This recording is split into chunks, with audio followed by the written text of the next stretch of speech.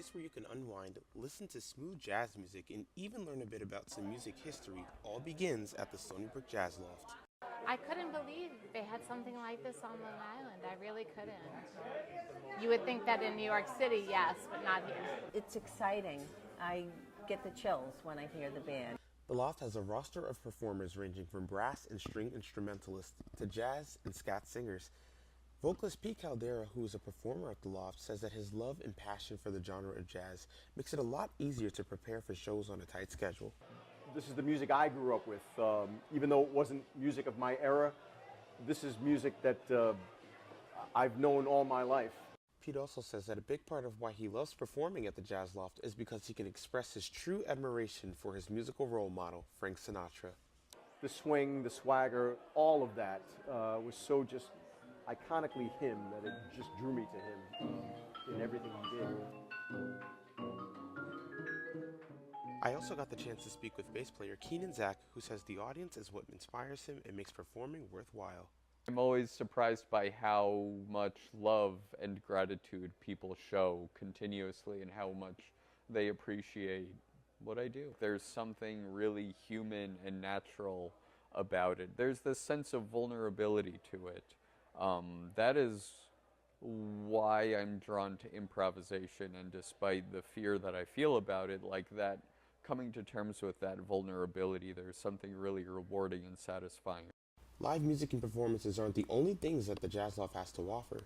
The Loft's Music History Museum spans throughout all 3 floors of the facility and includes all kinds of things like portraits, vintage furniture, and even the first Grammy ever presented.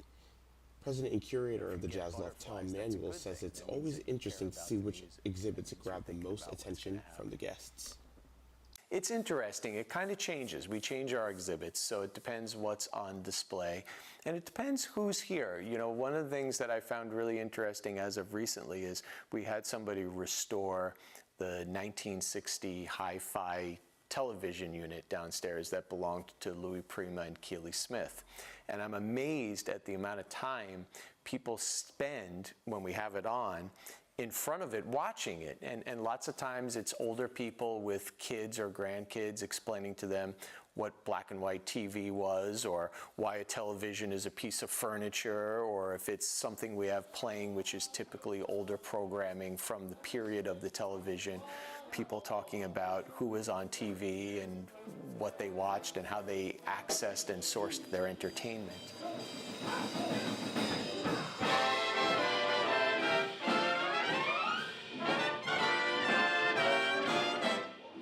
There's a connection between performer and audience, and there's that energy, and that moment is shared that is only going to happen once in a lifetime. That's rather special and important, and it's always my favorite part of any performance, when that connection is made with an audience.